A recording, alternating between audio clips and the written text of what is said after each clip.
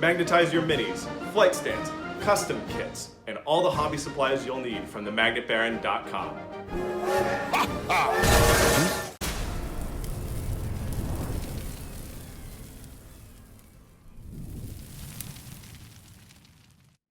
Hello and welcome to the YouTube channel for craftworld.eldar.com. I'm Brent, and this is the unit focus video on the Wraithlord, everybody's favorite dead elf hero. Back for one last hurrah in the grim darkness of the 41st millennium when the craft world really needs to pull Grandma out of death retirement to use her banshee skills to fight some Slaanesh demons or something. In these unit focus videos, I talk about what the unit is, its role on the table, obstacles to using it effectively, and how best to play around those obstacles. So let's dive in. The Wraithlord is a moderately durable anvil unit that predominantly acts as a midfield anchor with potential to be a countercharger and to heroically intervene, and it can help with primary scoring in the early game when you need something that can stand out in the open and survive against modest enemy fire. In the lore, Wraith units, of course, are dead elves that have been pulled out of the Infinity Circuit. When elves die, their souls are preserved in these soul stones that they carry around, and the craftworlders can pull a soul stone out of the Infinity Circuit, which is the collective unconscious of the world ship, and stick it into a Wraith construct, and it can fight again. But those Wraith constructs are shadowy, distracted versions of their former selves that are only sort of aware of the material world. And this is generally represented on the table with lower ballistic scores and weapon skill. They hit on 4s, but if you have a nearby psyker who puts them in touch with the real world by bridging the gap, they can hit on 3s. Practically speaking, Wraithlords are pretty good. A one-up Wraithlord has been a popular include in a lot of lists that have done pretty well at GTs, even in detachments like Aspect Host and Seer Council, where there's no stratagem and no enhancement and no detachment ability that benefits Wraithlords as a unit. There are a couple of stratagems in Warhost that can benefit the Wraithlord, Blitzing Firepower and Feigned Retreat, but you're probably not going to use them on the Wraithlord. So one nice thing for newer players is you really don't have to think about how the Wraithlord interacts with the special rules or opportunities in particular detachments, because a one-up Wraithlord can be detachment agnostic and do the job you need it to do. In Seer Council, Spirit Conclave, on the other hand, the Wraithlord is an automatic 3-up include. It's fabulous. I'll talk about that at the end, though, because most people aren't running Spirit Conclave.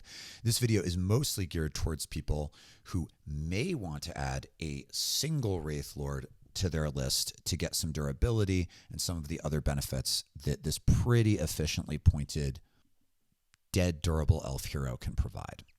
So let's take a look at the data card and talk about how it works on the table. The Wraithlord has come down since the Codex was released to 140 points, which is pretty reasonable. It's only slightly more than the most expensive 5-elf aspect warrior squads, with Fire Dragons coming in around 120, and it's cheaper than Wraith Infantry, which can sort of do a similar job.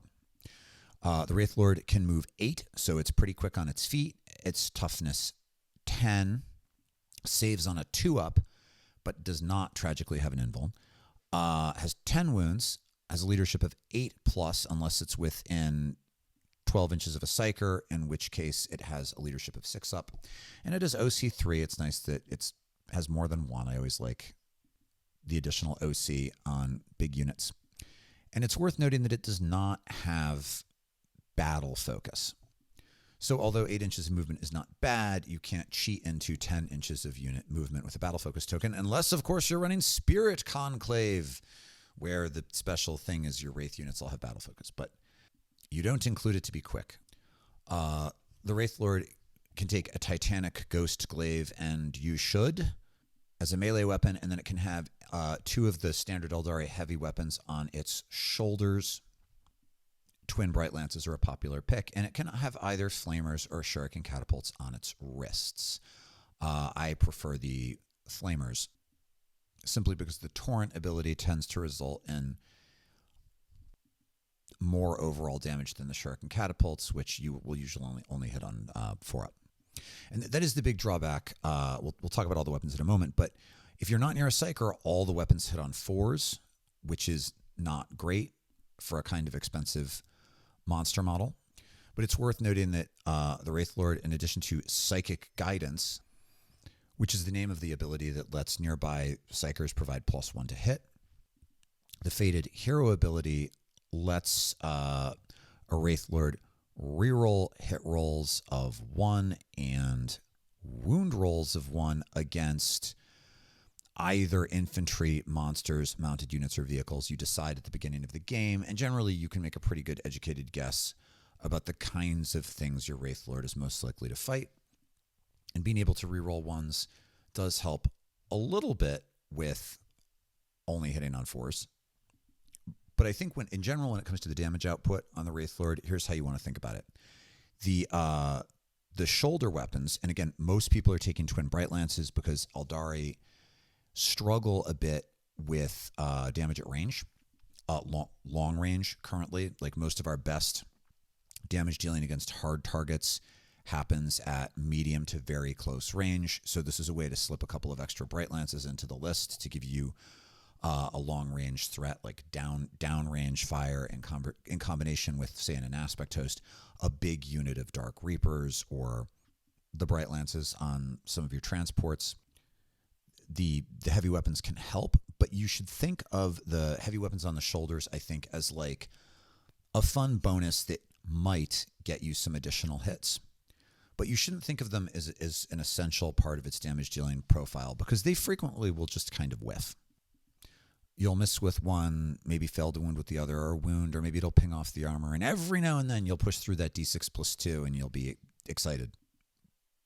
But with a relatively low rate of fire, shoulder-mounted weapons are just kind of okay, unless, like, in combination with other stuff, they're better.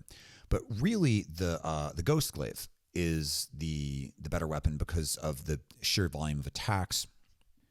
If you're using the anti-hard target profile on the Conclave, it's putting out 4 attacks at strength 10 -3, doing d6+1 damage, which is especially good into monsters and characters and light vehicles. And then the sweep attack on the Conclave puts out 8 attacks, normally hitting on 4s, but at strength 7 -2 flat 2, which is just great into stuff like Marines. And again, if you've got a nearby psyker hitting on 3s and rerolling 1s, and then rerolling 1s to wound, it's good.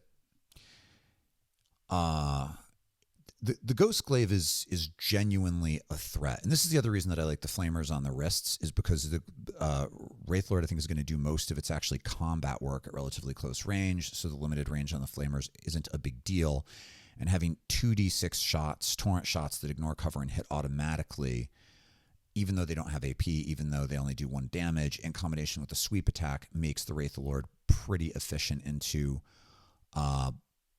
light and moderately heavy infantry, such that it ends up just being a very solid unit. It's good into anything. There's nothing that wants to be in melee with it. Even though stuff that's T12, it's only going to wound on 5s. With 4 attacks, re-rolling 1s, maybe hitting on 3s with a nearby psyker, your opponent doesn't want that threat profile even into really durable stuff. And into anything else, it's not...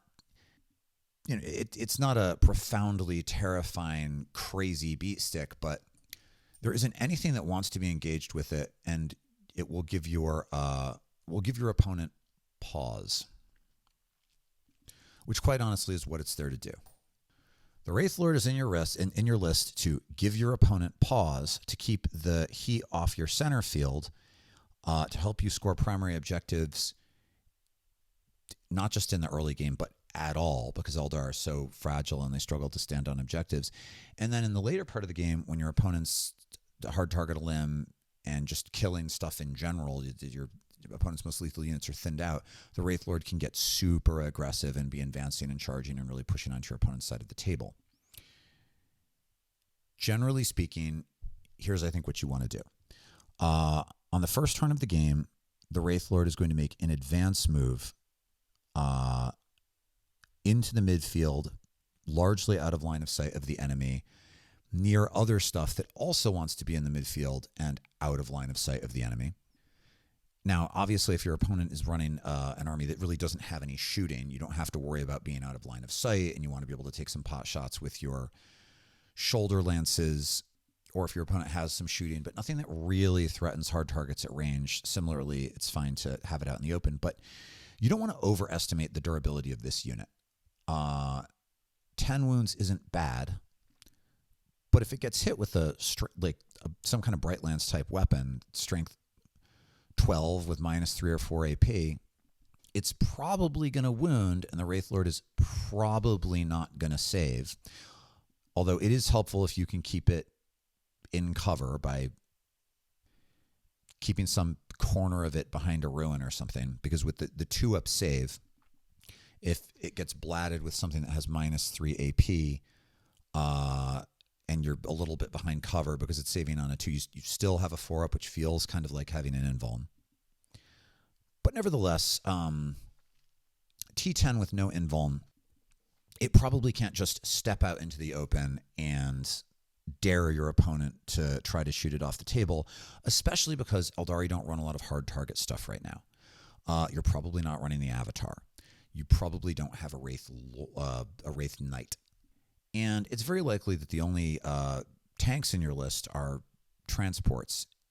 And as such, in a tournament setting where your opponent has brought a list that is ready to take all comers and probably has a reasonable amount of long-range heavy weapons fire, having one hard target is not exactly making it hard for your opponent to pick it up. So part of running the Wraithlord effectively is looking at what your opponent has, knowing how dangerous it is, and knowing how conservatively you need to play with the piece. But even if it's totally out of line of sight and it's not firing the Bright Lances on turn 1, which is fine, and newer players are often overly tempted to feel like they need to try to shoot with everything on every turn, don't. A lot of 40K, later edition 40K is about pacing. If you haven't played the game in 7 editions or something and you're trying to play it the way it ran back in 2nd and 3rd edition, where you're trying to get it's like Napoleonic tactics and you want more of your army shooting every turn. It doesn't work like that anymore. You don't want to trade your Wraithlord for the opportunity to take 2 pot shots with Bright Lances that hit on 4s. Don't do that. But even if your Wraithlord is totally out of line of sight and not shooting, it's probably near your other anchor units that are trying to get a position in the middle of the table to make a play. Those units are probably a transport full of fire dragons, right? Or some howling banshees, or maybe you've got the big guardian blob with 4 warlocks, like jacking one another's destructor ability, and either a Farseer or maybe Eldred's in there that want to step into the mid table and then use fade back or fire and fade or something. And those kinds of units really don't want to be engaged in melee. One of the limitations of both the fire dragons and the guardian block is they don't want to be engaged in melee. And so having a big melee beat stick that for 1 CP can use the universal heroic intervention stratagem to jump in there if your opponent tries to charge with anything isn't bad. And then once your opponent has committed to the table and you are beating up your opponent with your quick, speedy elves, you can emerge with the Wraithlord, and you just have to be conscious of how much of your opponent's army can get a bead on it. So you have to have some sense of how far your opponent's units can move, what kind of range they have, and maybe it's an opportunity to jump on a midfield objective and start scoring it early. It can work nicely in combination with the cheap Corsair units who sometimes will jump onto a unit. So your opponent might move onto an objective with a sort of disposable unit to try to score the objective, and you can move on with Corsair Void Reavers who have OC of 2 to just take the objective away from them, and then next turn maybe move in with the Wraithlord and continue to try to dominate the objective or contest it after the Corsairs have been slaughtered. but it's a support piece. It's an anvil piece. It's a piece that makes your opponent think, oh, I don't want to run into melee with those guardians because that Wraithlord will just jump me and massacre me. Or I don't want to try to get into combat with the transport that those fire dragons are in because the Wraithlord will just jump me and beat me up with the Conclave. Maybe it's worth it to your opponent. Maybe they do it anyway, but it's still a counter to the thing. It's still worthwhile. And 140 points just isn't that much. You can probably fit it into your list, and it may very well fill a niche, play a role, do a job that you don't really have anything else doing. Plenty of Eldari lists right now are managing to run successfully without any kind of an anvil unit, especially lists that are made almost entirely of very fast aspect warriors. So there's a popular aspect build floating around that's like, one version of it is 3-up Warp Spiders, 3-up Howling Banshees, 2-up Shining Spears with like a bunch of Fire Dragons and a bunch of Dark Reapers in the backfield. And it's good. It's really good. And it relies on mobility, being able to sort of be anywhere. So you can't really get locked down. But I will say, if you are running, especially the Guardian blobs, like the Wraithlord, by the way, could totally play on that list and be effective. But if you are running the Guardian blobs, where you have a unit of Guardian Defenders or maybe even Storm Guardians with the 4 Warlocks that just put out crazy damage, buffing one another's Destructors with the crazy number of auto-hitting shots, teamed up either with Eldred or Farseer, it is a popular, and sometimes even a support weapon, it is a popular piece. The Wraithlord obviously has particularly good synergy with that because it's a melee counterpuncher that provides protection, and it also benefits from the nearby Psychers, boosting its hit rolls. The other thing the Wraithlord can do is run out and be a blocker. So if there is some enemy monster bearing down on you, on turn 2, the Wraithlord can move out and charge the thing, and maybe it doesn't kill the thing and the thing doesn't kill it in one turn. They beat each other up a bit, but you stop that threat from charging down the field. You bind it up in combat. You have a bully unit to engage their bully unit, and that has real value. And in a nutshell, that's really what it does for you. And I think that it is relatively simple. There aren't a bunch of big tricks here. The hard part is knowing what the threats are on your opponent's list and deciding how conservatively you need to play with it. If you make a mistake and just lose it on turn 1 without it really doing anything for you, that's kind of a bummer. But also, if you're overly conservative with it, you can really miss an opportunity to make good use of the tool. The only other tricky thing you might think about doing is sticking it in reserve and then bring it in using rapid ingress, which you use at the end of your opponent's movement phase. So the idea here is you would bring it in on a board edge in a place where your opponent, having already moved, is not really in a position to get a good killing beat on it with shooting. So on your turn, you can move the 8 inches, shoot, charge, and have like this beat stick messing up your opponent's lines. That's like just dangerous enough and just durable enough to be annoying and something they really have to deal with. And this can work okay, but I really think generally you just want to start it on the table. Just start it on the table. The only time I think you might seriously consider doing something like that is like maybe against Tau, or something that neither has a lot of something that doesn't have a lot of aggressive melee that's going to try to move into the midfield, or anything that you're going to need to counter that wants to sit back, but maybe has enough shooting that your Wraithlord is not going to help you control midfield objectives. But generally the play is going to be what I said earlier, where you move into the midfield, it's a deterrent, it's a counterpuncher, it helps you score, and then it's also just like it's also a win more piece. It's a get in your opponent's face piece late in the game. Okay, but to finish up, in Spirit Conclave. In Spirit Conclave, Wraithlords are just really good. For one thing, the detachment invites you to build around Wraiths and Psychers.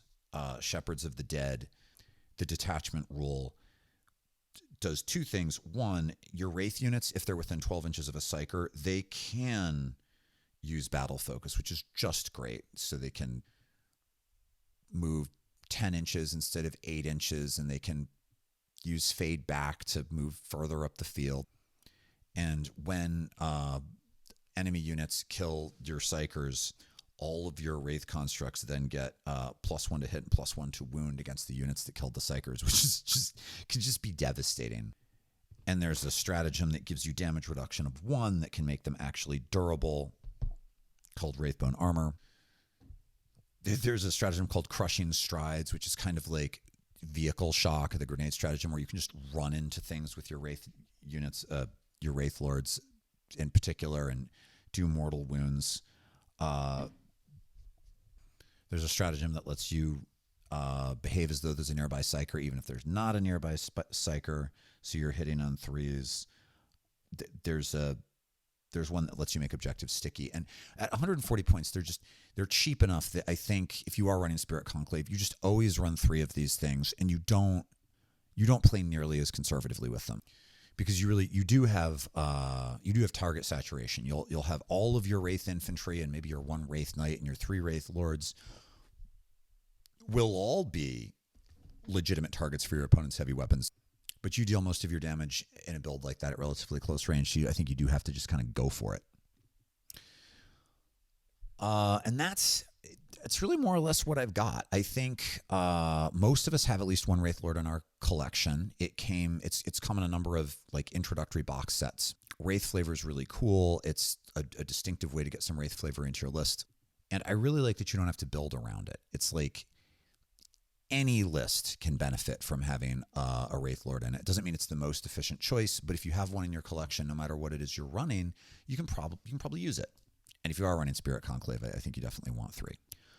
I've already talked, I think, about the obstacles to using it well and its vulnerabilities, but I will say what I think the biggest vulnerability is overall is that it is just so easy to underestimate its fragility, and it doesn't have a way to fight first. So if it gets charged by a dedicated, powerful melee monster that's got a bunch of attacks that are going to hit it on 2s or 3s and wound it on 3s and have -3 or 4 AP and do D6 +1 or 2, it's just going to get annihilated. So in some matchups, you might want to kind of screen it a little bit, which might feel weird for a unit that's theoretically an Anchor Anvil unit, but you might have to.